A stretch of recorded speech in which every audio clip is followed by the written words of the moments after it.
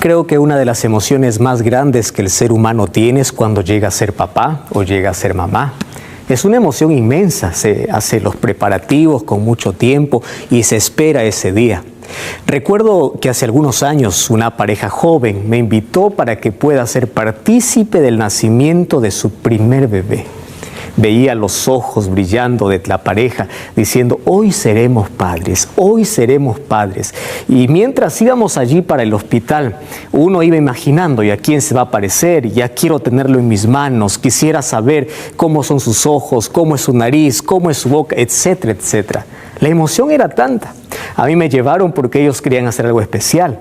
Al momento que nazca el niño, ellos querían que pueda hacer la primera oración por ese niño allí en el mismo hospital. Fue un momento emocionante, era la primera vez que yo participaba de un evento tan importante como este. Yo era un amigo de esa familia, así que durante toda la noche casi esperé la llegada de este niño. A eso de las 3 de la mañana llegó este niño y la emoción del padre cuando tenía allí entre sus brazos, así casi con lágrimas en los ojos, me decía, pastor, mire, ¿acaso no se parece a mí? La verdad yo trataba de encontrar por allí algunas semejanzas, pero era tanta la ilusión, la emoción del padre que yo le decía, sí, es muy parecido a ti. Sabes, los padres se emocionan mucho y hay una de las cosas que les emociona a todo papá y a toda mamá es porque encuentran siempre en aquel hijo, en aquella hija, algunos rasgos de ellos. Más de uno me dijo, pastor, este hijo parece que fuese mi copia fotostática, es tan idéntico, es tan parecido a mí. Cuánta alegría hay cuando un niño llega a un hogar. Y así también cuando tú naciste en este mundo, hubo celebración en el cielo. Cada vez que alguien nace, yo imagino la sonrisa allí en el rostro de Dios. Porque en el libro de Génesis capítulo 1, versículo 26 dice que Dios hizo al hombre a imagen y semejanza. Si los padres hoy se emocionan al ver a su hijo que tiene ciertos rasgos y ciertas características de ellos, cada vez que hay un nacimiento en esta tierra, también hay gozo en el rostro de Dios. Porque quien creó al primer hombre todavía sigue celebrando al ver que allí en esa criatura está la imagen y semejanza de Dios. Por eso David decía, tus manos, Señor, me tejieron mientras yo estaba aún en el vientre de mamá. ¡Qué extraordinario parecerse! ¡Qué extraordinario tener algunos rasgos y características de Dios en nuestra vida! Tú no eres descendiente de un animal, no, tú eres hijo de Dios. Ahora, es interesante que cuando Dios creó al hombre, lo creó perfecto, a imagen y semejanza de él. Lamentablemente vino el pecado para desfigurar esa imagen perfecta de Dios en el ser humano. Lo desfiguró por completo. Y sabes, llegó a desfigurarlo tanto que llegó un momento en que Dios decidió destruir a su propia creación. ¿Pero por qué lo hizo? La respuesta yo la encuentro en el libro de Génesis, el capítulo 6, versículo 5. El texto dice así: vio Jehová que la maldad era mucha sobre la tierra, y que todo, ojo con esta expresión, todo designio de los pensamientos del corazón de ellos era de continuo solamente al mal. ¿Sabes cómo me llena de tristeza esta expresión? Porque es más o menos lo que ocurre en nuestra generación actual. Todo pensamiento, el resultado de la inmoralidad, de la violencia y de todo lo que nosotros vemos hoy, es la consecuencia de haber sacado a Dios de la mente, de haber sacado a Dios del corazón. Esta generación se corrompió tanto que en su corazón no había espacio para Jesús. Y cuando no hay espacio para Dios en tu vida, solamente hay inmoralidad, solamente hay perversión, solamente hay violencia, solamente hay pecado, hay maldad. Y eso ocurrió con esta generación. Ahora, esta generación se abandonó al placer, se abandonó a sus propios deseos pecaminosos. Esta fue la generación que hacía lo que bien le parecía y no tenían el temor de Dios. Una de las corrientes que ha llevado, filosóficas, que ha llevado a miles de jóvenes hoy a autodestruirse, es el hedonismo. Si eso me causa placer, yo lo hago. No importa si hay moral o inmoralidad, no importa si hay principios o si hay reglas, si eso me da placer, si eso me gusta, yo lo voy a hacer. ¿Sabes? La generación del cual habla Génesis capítulo 6 era la generación que era llevada por el placer, llevada por su gusto. Llegó a tal punto que su inmoralidad, su corrupción, su violencia, su maldad, llegó al cielo, que Dios, cuando miró a esta humanidad, dijo: ¿qué cosa ocurrió? Todo designio de sus pensamientos era de continuo solamente al mal. Y uno de los versículos más tristes que yo encuentro después del capítulo 3 de Génesis es aquí el versículo 6 del capítulo 6 de Génesis. Allí dice así: y se arrepintió Jehová de haber hecho al hombre en la tierra, y le dolió en su corazón. Cuando alguien lee este texto, dice: ¿cómo es posible que Dios pudo haberse arrepentido de haber hecho algo? Pero quiero que tú entiendas que esta expresión, arrepentirse, es causar un dolor profundo en el corazón. Porque Dios creó para que el ser humano pueda vivir en una relación con Él. Pero el ser humano había dado la espalda a Dios y había sacado a Dios de su vida. ¿Y cuál era el resultado? Estos seres humanos estaban muertos espiritualmente.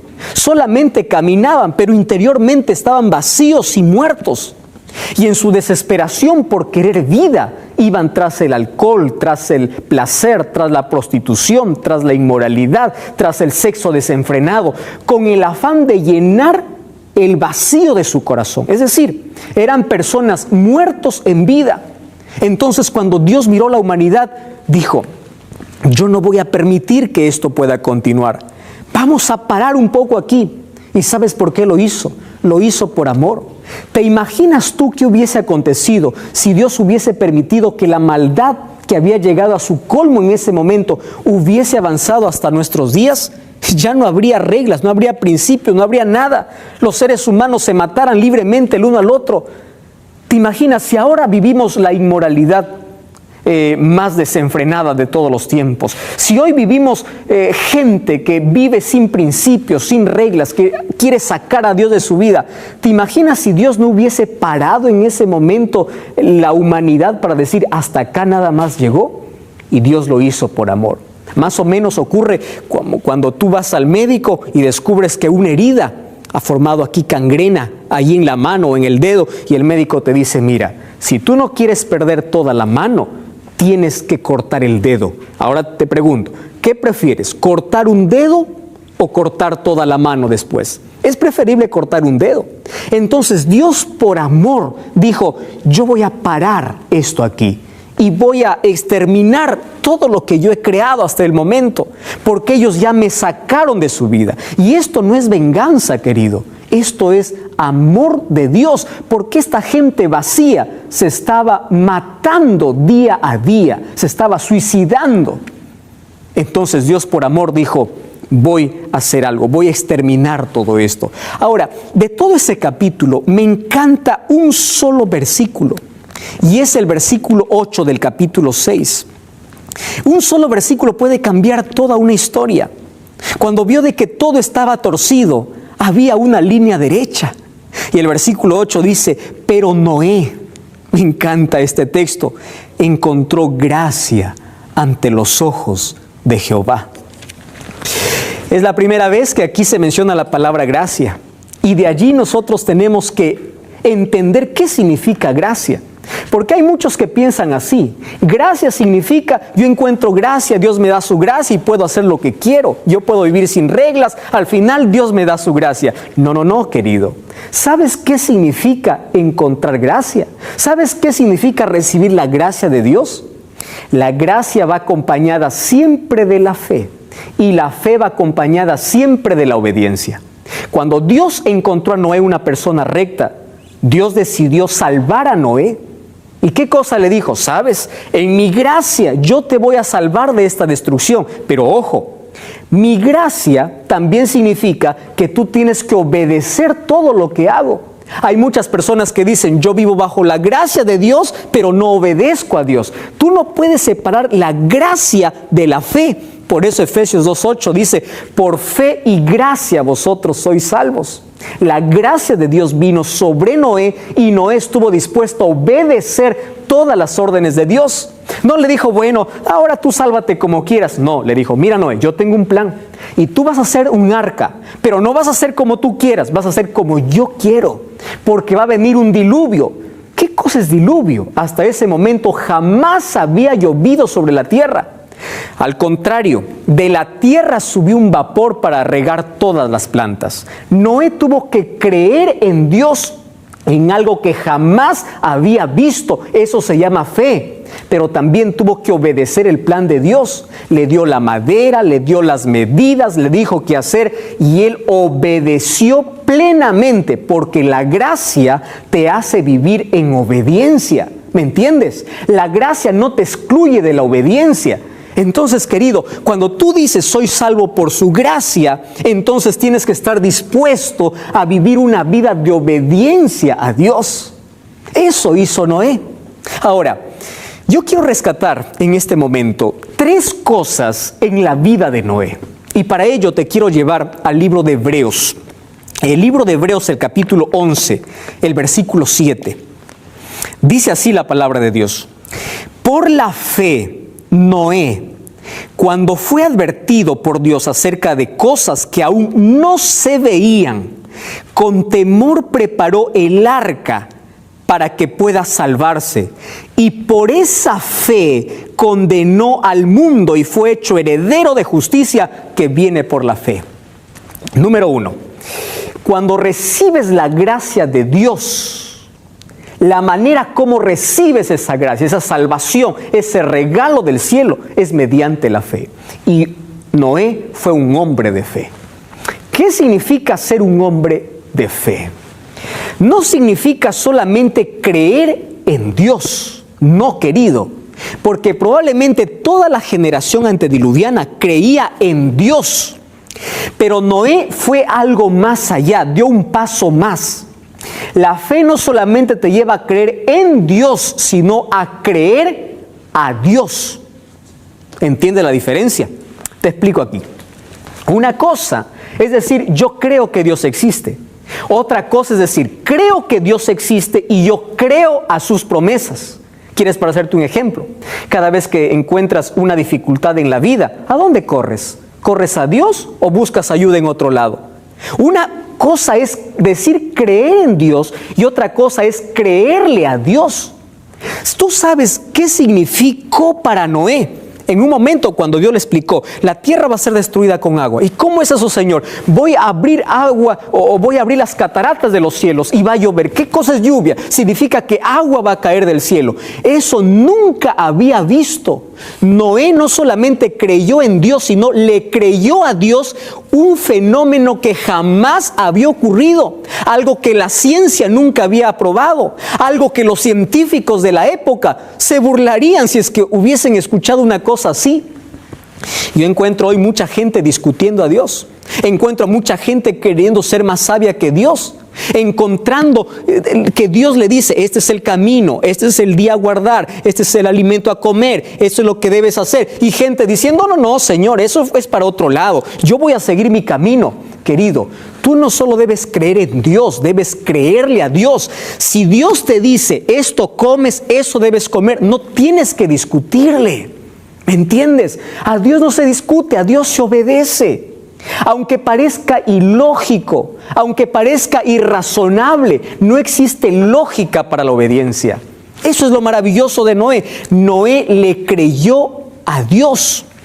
Y ahí en el libro de Hebreos, el capítulo 11, encuentro una galería de hombres y mujeres que no solamente creyeron en Dios, sino le creyeron a Dios, se aferraron a sus promesas. Y aunque en su razón no entendían por qué Dios les ordenaba, ellos obedecieron. Y eso es tu parte. Obedece lo que Dios te dice, porque su gracia te capacita para que tú vivas en obediencia a Dios. Número 2. Una de las cosas lindas que yo encuentro aquí en el libro de Génesis es lo siguiente. En el versículo 14 dice así: hazte un arca de madera de gofer. Es decir, Dios le explica hasta de qué madera. No es la madera que tú quieres, lo que yo te voy a pedir. Ahora, allí le da las indicaciones y en el versículo 22 dice así: y así lo hizo Noé, hizo conforme a todo lo que Dios le mandó. ¿Sabes cómo me encanta a mí esta expresión? Noé no dijo, a ver, yo voy a pensar qué cosa voy a obedecer de Dios y qué cosa no voy a obedecer de Dios. No dijo, bueno, Señor, esto no me conviene, esto sí. No, obedeció todo. ¿Entiendes ahora la clave? ¿Entiendes qué cosa es vivir en gracia? ¿Entiendes qué cosa es recibir la gracia? Él trabajó. Ahora, su fe lo pone en acción. Porque no solamente decir, Señor, yo creo, es verdad, tu palabra dice, pero yo hago otra cosa. No, era coherente entre lo que creía y entre lo que hacía. Señor, tú me ordenas, yo lo hago. Tú me dices, yo lo hago. Y aunque mi razón no entienda, yo voy a obedecer porque tú eres mi Dios. Eso hizo Noé.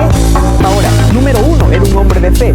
Número 2, era un hombre de trabajo. Es decir, su fe lo trasladó a la acción. Yo imagino la primera vez que él recibió esta indicación, reunió a todos los moradores, dijo, Señor, va a haber un diluvio. También imagino que al principio muchos se unieron para este grande proyecto. Pero a medida que pasaba el tiempo y veían que nunca caía una gota del cielo, algunos empezaron a desanimar, algunos abandonaron el trabajo y empezaron a burlarse de Noé. Número 3, la tercera característica de Noé es que él no se desanimó. Él perseveró. ¿Sabes cuántos años duró esta construcción? 120 años. ¿Tú te aferrarías a una promesa 120 años, aún cuando tus ojos no vean una sola gota caer del cielo? Eso es creer en Dios. Eso es aferrarse a que Dios cumplirá sus promesas. La gente a Noé lo llamó loco, la gente lo llamó brujo, la gente lo llamó a Noé ignorante. Y a pesar de la oposición, a pesar de las burlas, a pesar de que todo el mundo estaba en su contra, él siguió obedeciendo a Dios. Cada vez que había un martillazo construyendo el arca, era una amonestación. Vengan, va a haber un diluvio, va a haber un diluvio. Hasta que un día el arca se terminó. Y cuando se terminó el arca, Dios le dice a Noé, entra al arca tú y toda tu familia. Señor, tremenda embarcación, tremenda casa, solamente para mí y mi familia. No, espera. Y tú sabes lo que aconteció.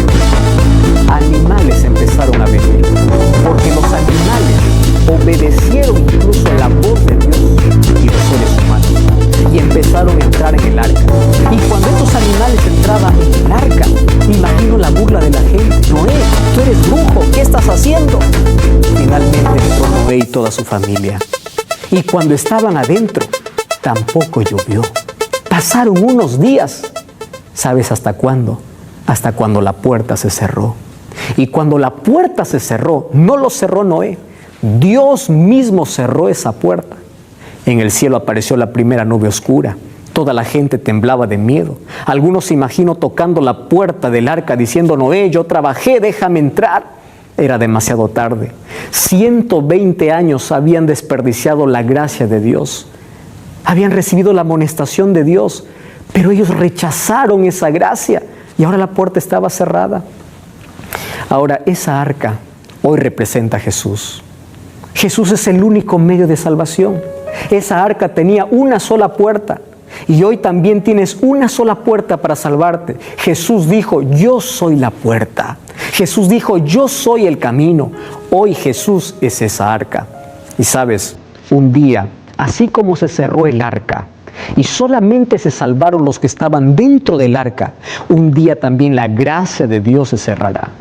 Por eso hoy es el momento de entregar el corazón a Jesús. Sabes, nosotros vivimos en la misma situación que vivió Noé. La misma inmoralidad, la misma violencia, el mismo mundo que vivió Noé, hoy lo vivimos en la actualidad. Hoy la gente ya no quiere creer ni a Dios ni creerle a Dios. Hoy la gente ya se burla diciendo, ¿cuándo va a venir Jesús? Más o menos como en los días de Noé. Cuando tú lees Mateo 27, tú vas a encontrar que Jesús dijo lo siguiente: así como en los días de Noé será la venida del Hijo del Hombre. ¿Por qué? Porque en los días de Noé había violencia, inmoralidad, desastre. Había dolor. Habían corazones vacíos. estaba la misma realidad que hoy vivimos en la actualidad. Pero gracias a Dios que hoy todavía la puerta está abierta. Y sabes, esta vez Dios ya no castigará al mundo con agua, sino será con fuego y azufre. Y solamente se salvarán aquellos que hayan entrado por la puerta, y esa puerta es Jesús. Todo lo que hoy vemos, los grandes cerros, las grandes montañas, son la evidencia de que existió un diluvio universal, que le dolió tanto en el corazón de Dios, pero lo hizo por amor. Y muy pronto Jesús regresa para poner fin una vez más a la historia del pecado. ¿Sabes por qué? Porque la maldad ya está llegando a su final. Yo te invito entonces hoy para que puedas entrar por esa puerta, para que puedas entrar al arca, que es tu único refugio. Esa arca y esa puerta es Jesús. ¿Quieres orar conmigo? Querido Dios, gracias por tu palabra. Gracias porque hoy me invitas a tener salvación. Y hoy por tu gracia tú quieres salvarme. Permíteme obedecerte así como te obedeció Noé, seguir las instrucciones de tu palabra. Y hoy quiero aceptar a Jesús en mi corazón. Dame esa fe, esa seguridad, esa firmeza. Ayúdame a aferrarme de tus promesas, porque sé que son reales. Toma mi vida, te entrego mi corazón, en el nombre de Jesús. Amén. Gracias por acompañarme en este programa. Recuerda que la verdad te da libertad y te prepara para la eternidad.